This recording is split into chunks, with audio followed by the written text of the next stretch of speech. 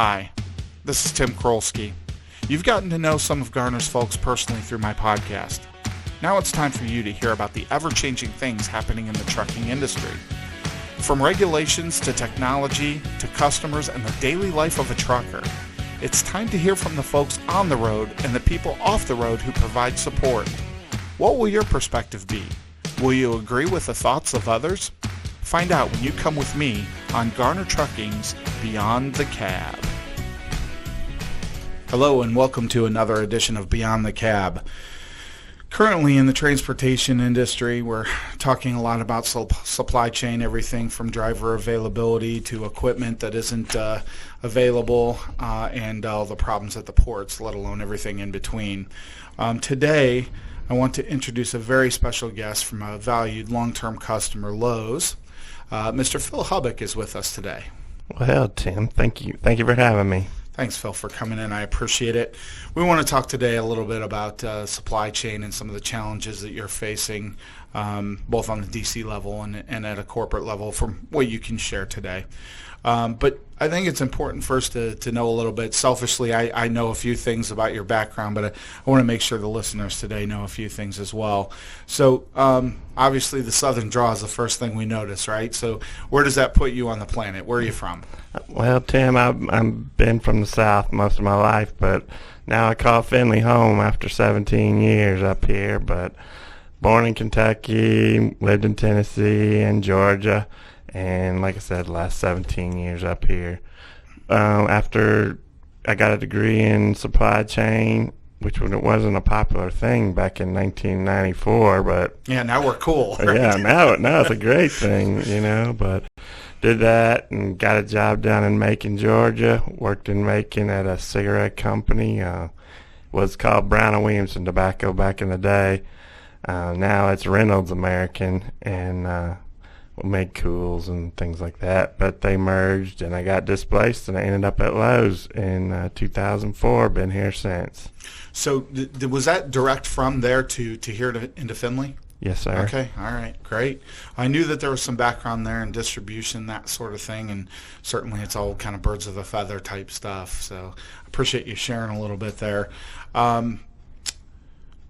So as far as Lowe's is concerned, one of the things that we just did a little piece together here a couple of weeks back, talking about supply chain and some of the challenges from not only the trucking industry but from the retail world and those types of things. And one of the things I found that was really interesting in that conversation, which was the purchasing of product domestically versus the foreign trade and the stuff you're buying overseas. What would you take me a little bit through that process? Because I thought it was kind of an interesting thing. You talked a little bit about extension cords and those types of things. So just kind of give it a little bit of philosophy there on purchasing. Well, one thing, you know, you're about a season ahead. So we're always like Halloween. We would be getting the Halloween stuff in July for October 31st, Halloween. Christmas is the same thing. It usually starts coming in August, and we try to get it to the stores in September. With the pandemic, obviously there's some delays in that, but we were ahead of the game, and we did get a lot of that product in. So we had a good October in sales, and we actually kind of beat our competition in some of the Christmas and stuff because we got a good chunk of that before, you know, we got delayed at the steamship lines. Right. And the things that we talked about, which was really interesting, is it's not unusual to have issues at the ports, you know? Yeah, this is a norm. This is kind of a norm. It's just exacerbated at this point. I think I actually I reported on a piece of that I thought was interesting. It had a 14-hour delay back in June of 2020, and this year in September 2021, it was a 13-day delay for unloading. And all those guys are owner-operators, and they're not getting paid to stand in line to get into the ports right. to get their, you know, paid. Get their product, yeah. So it's horrible, and it's not uncommon. You know, and certain ports are really good. I just saw an article this morning about New Jersey and New York where they were just lined up waiting to get their containers. But some ports are really good. Savannah's one of those ports where they take pride in what they do, and they turn in they take pride in their time is 50 minutes. Right. In and out in Savannah. So there's really good ports, and I think they're working, to resolve that. So that's where we're at right now. So, but it's getting back to the domestic side of things, those purchases.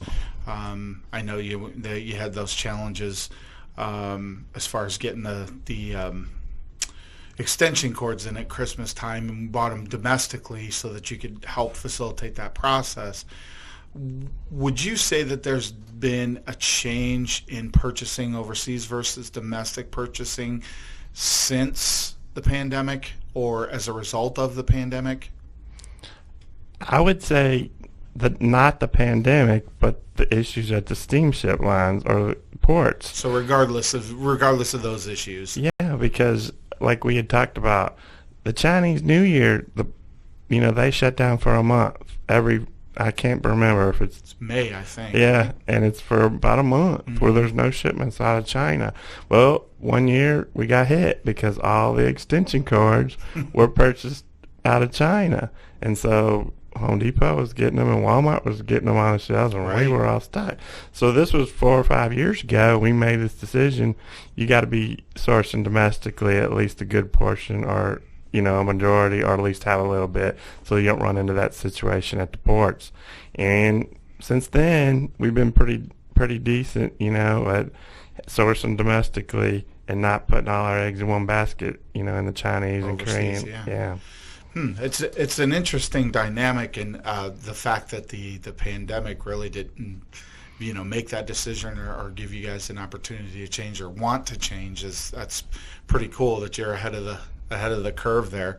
What would you say, though, then, what are the challenges from the distribution center with product and availability? I know I go regularly into the Lowe stores, and the shelves are full. There's plenty of product there, which is great. Not the same for grocery stores so much, but I wonder from the distribution center side of things, what do you see as some of the challenges right now in terms of what products are available versus which ones aren't, and what's that look like? Well, because we changed the sourcing, some are domestic and some are international, maybe 50-50. Say it's probably not 50-50, but we'll just say it's 50-50. But which companies got hit the hardest with, the pandemic of people shutting down? Like, the car industry got hit really, really, really hard. But I just saw another thing, John Deere. They were striking, or they weren't making theirs, so they could be 7 months behind. So we would be behind getting product from John Deere or anyone like that, depending on how hard each company might have been hit with the pandemic. So that's been really the driving factor. Our warehouse is totally full. That's amazing all on its own. Yeah, but why is that? Because do we have the right product here? We're always seasons ahead, but we're kind of wanting this winter stuff. Right now, we were short a little bit of Christmas, but in general, we're shifting a little bit. It's kind of been an odd, fall, because it's kind of dragged on. We just finally got some 50 degrees. It's been pretty warm all fall, so now some heating came into play. Where do we need to move it? When do we start it? But the people at the facilities are driving, what's coming in quicker. Like Centrex here, they're making plastic. They haven't got hit quite as bad, so we're seeing a lot of totes coming in and whatnot. I saw a lot of Scots coming in, not a lot of delays with them. But certain vendors, you see some delays, and is the right stuff at the right time. That's what you're dealing with right now. But you've got it on site when it is time. Right. Do you see in our industry, especially right now, I know we're having our own challenges as far as receiving equipment. We've got a grouping of trailers that's been partially produced, and we're still waiting on the rest of it. We've got some tractors, and again, same sort of thing. We've got some that we are promised production on, the rest we'll have to wait on. And these are just all of the kind of the fallout from the pandemic and shortages with chips and staff and all the different things that we're all being asked to be patient with right now.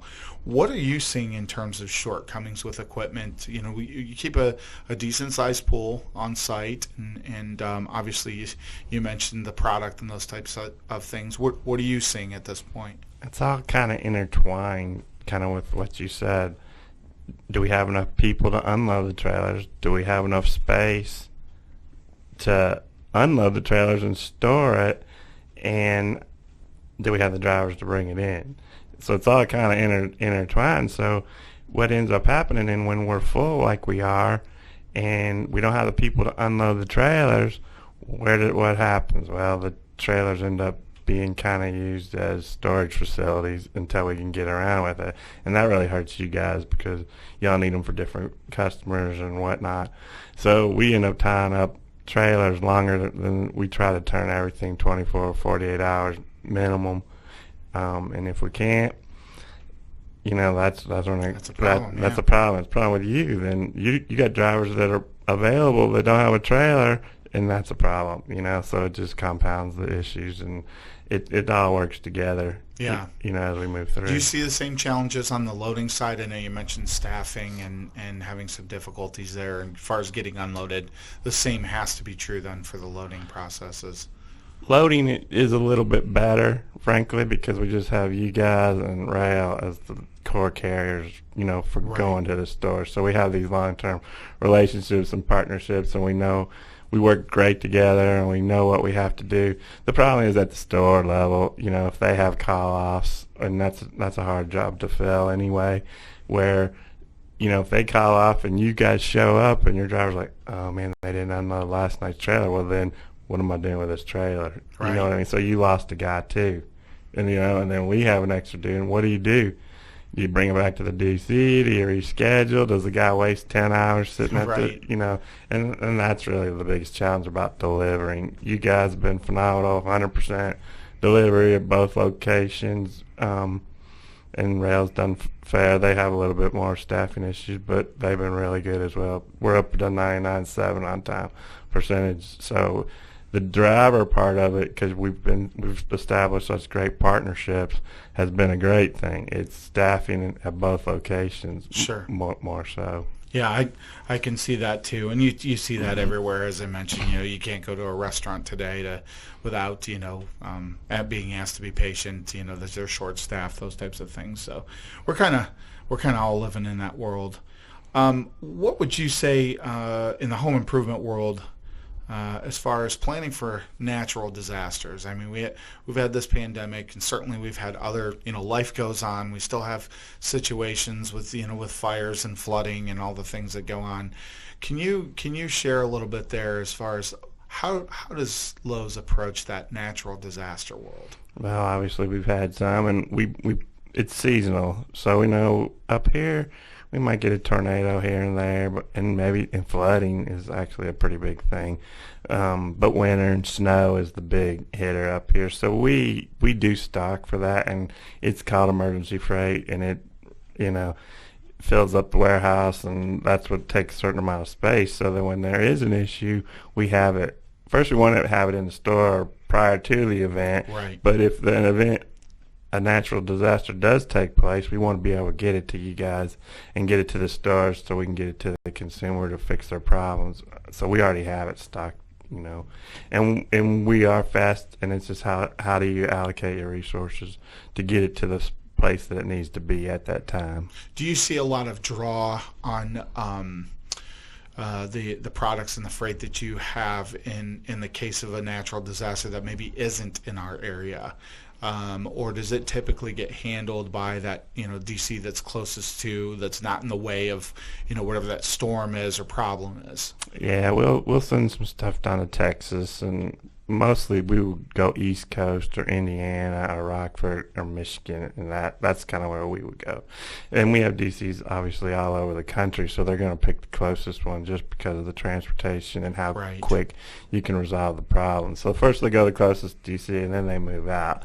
But we've had water being short everywhere, especially down south, and we'll ship truckloads of water to ensure everyone gets what they need to get, and we can support the communities. Because Lowe's is 400,000 people, so we have to be affected if any national a Lowe's employee has to be affected. It's just we have too many people, so we're also serving our own folks and our associates to make sure they're safe and they have the stuff they need to keep on going. When you lose a house, you lose a car, you go through something like that. Right. Yeah, it's important to have that availability. I just always think that stuff's really interesting because there's a lot of planning and foresight that has to go into it. And then, of course, with any business, you have to have those contingency plans when, plan A goes to hell. You've got to have a plan B and C to go along with it. So I was just kind of curious about that. Have you seen, again, we're in that world of staffing. Have you seen any pluses, increases in terms of staffing at the distribution center? Any positive signs of life as we're all kind of fighting the same fight? I mean, obviously, we've all taken steps financially to draw people in. That seems the way that we go. We still have trouble on the off shifts, and that's. You throw money at it and you hope it happens, but it really hasn't been the driving factor for some of the off shifts to staff them up. So we're really tight on the night shift. The weekends is so. Weekend nights is a little hard, So you gotta offer up different alternatives, and that's what the biggest thing I've noticed during the pandemic and all the staffing issues is what levers can we pull to entice people to want to work at Lowe's instead of Home Depot or Walmart or Best Buy or any of them around here. We got tons of them. So you look at some shift opportunities. We're all paying about the same. That is what it is because we all know what each other's making. So what other benefits can we give these people to make them want to stay at Lowe's? So it's more once we get them here, let's be the best employer we can be to keep you here, instead of you going across the street to McLean or Campbell's or whatnot. And that's our goal. But, we see different shifts coming out. We just try to do things to make Lowe's be the place to work around town, to draw those people. As you were sharing some of that, I have to reflect back. I spent this previous week in Nashville for the American Trucking Association, and one of the things that kind of stood out to me is the president, Chris Spear, of the American Trucking Associations, had made a statement that just has kind of stayed with me. And that statement was that, the rest of the world is now feeling the issues of employment and the lack of people.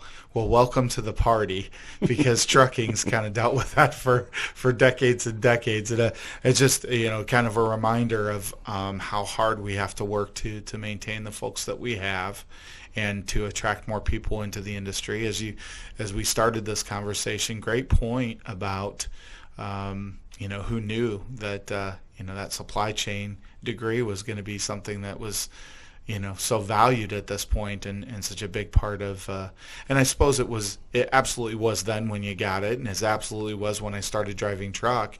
It's just as important now, but I think maybe more critical as we've got these shortages and things that we deal with. So the people side of things has always been, and I've been reminded by our owner, the best and sometimes the most challenging part of things. So keeping and maintaining those, it's a real art, it's a real craft to hold on to those folks. So kudos to you guys for being able to do that. I had heard from I won't mention the company, but I heard from a company that they anticipated a very heavy summertime, and they knew that they were going to need to staff their locations significantly for that summer rush. And so they set out to hire 10,000 employees with the ability to maintain and hold on to 7,000 of those 10,000 people. That was the goal. So the bigger picture is they actually hired 21,000 people for their positions. That's an amazing number. You want to talk about overachievement. That's definitely it. And on the backside of that, only retained, I think it was 2,000 to 3,000 of them. So just to kind of put it in perspective, it's, again, not exclusive to trucking. It's certainly not exclusive to distribution and retail. There's a lot of different segments that are hurting right now as far as employment's concerned. And again, we're all aware of it and we know it.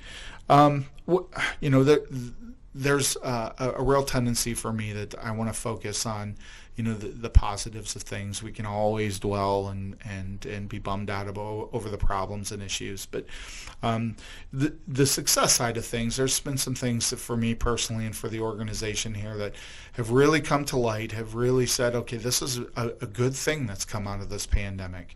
What could you point to in terms of successes for you or for the distribution center or Lowe's in general during this time?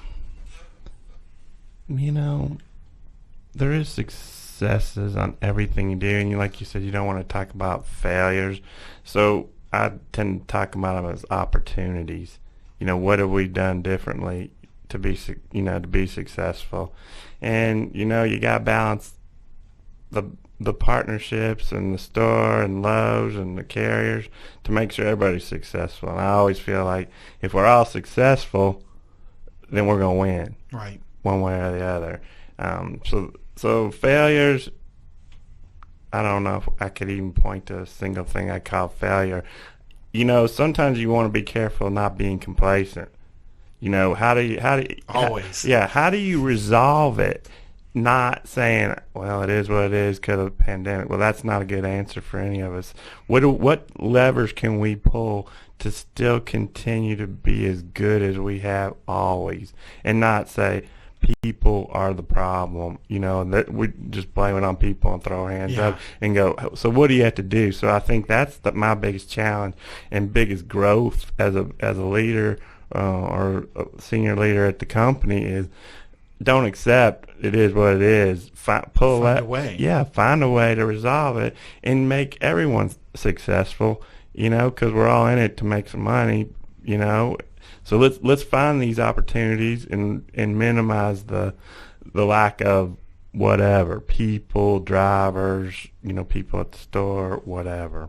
Yeah, I think as people that run a business, own a business, you don't really have that luxury of just kind of sitting back and saying, well, it is what it is, and we did our best today, that sort of thing. You've got to have ideas and solutions and keep evolving is what I like to say. And a lot of times, don't take it personal. You know what I mean? You can only control what you can control, but try to do the things that it takes to improve the process or make everybody successful. Execution is a big part of things.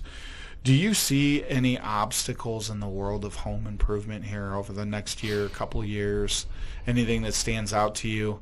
And maybe, to use your word, opportunities. Do you see any opportunities there? Just in general. We had the opportunities with wood, millworks and whatnot, where we weren't getting wood for a while, to build, for those contractors, that hurt immensely, and then that obviously hurt the consumer, because if a guy was going to build you a deck, you're 3 months out. But what about even a window, it takes an extra 2 months to get a window, then it takes an extra 3 weeks to get the guy out to the to fix it. So those are the opportunities and the things we try to work on. Yeah. Do you see an end in sight to some of those demands, or you think we're just going to continue down this road for a while? I think as long as there's I heard this, as long as there's a people shortage, there's going to be delays. Yeah. You're going to see it in the cars. You want to go buy a John Deere lawnmower, you're into May of next year already. It's everything. You buy a trailer, you've already talked about it. You're into next year sometime. So there's probably money out there, that we want to spend, but we can't buy nothing. We can't even get concrete. We've got some concrete work that's been lined up for quite a while now. I mean, it's a done deal. It's going to happen, but it's just a question of when. So to that end, it's every segment. I think we're going to change. I mean, we're doing what we have to do. You are, I am, everybody is. We can only control what we control, and we can't control when the product gets here for the most part. We can order better, we can, we do have a seat at the table. We're a big company, fourth biggest importer in the country, and so we do have a seat at some of the higher up conversations with the company, the government and whatnot. But as long as there's people, and I heard it might be 2030 before we see any kind of change. Yeah. So we're talking 9 years, until. And is there a mentality change? You and I are close to the same. We're in our 45, 50 year. We have maybe a different work ethic. So some of that's been brought up, and you see it a little bit. But whenever there's that opportunity to go across the street and make the same amount of money for a better shift, it all comes back to we have to be the employer of choice, and we have to retain the people. And I think you guys do a wonderful job. I think you probably have a lot of tenured folks, that have been with Garner for years and years, because you see them coming into Lowe's all the time, and that's wonderful. So obviously you guys, and you've been recognized as a carrier of choice, because most of the time these guys know they can go next door. So the goal for all of us is to be the employer of choice to keep the people we got. Well said. I will tell you, we were talking a little bit about those opportunities and the things that we try to figure out and try to do to excel, solve the problems that we have. And sometimes you're not always even aware of the problems, or that they're maybe not even a problem, but a way to kind of better. And I will say that about our Best Fleets program, where we're actually currently working on our sixth questionnaire, hopefully a sixth time around the block on this deal. And the one thing that never ceases to amaze me about this particular program is that it always illustrates something that we can do better, something different that we could be doing. And if I take a look back 5 years versus where we're at today, and even what we've been able to accomplish over the last year, towards this next round. Not that we're doing things for the award. We're doing things because you want that level of improvement. You want that seniority. You want those. I want everyone to be gray-haired and enjoy life here, at Garner Trucking. And certainly I wish the same for the folks at Lowe's. But it's desperately important that you figure out how to employ people and how to maintain and keep those individuals happy and provide that culture that does that for you. And so I appreciate those sentiments, as I think you're dead on with that. Any predictions for 2022 and beyond? Anything that you can say in regards to supply chain that we should be thinking about or looking towards? I think you're going to see the same thing, at keeping on.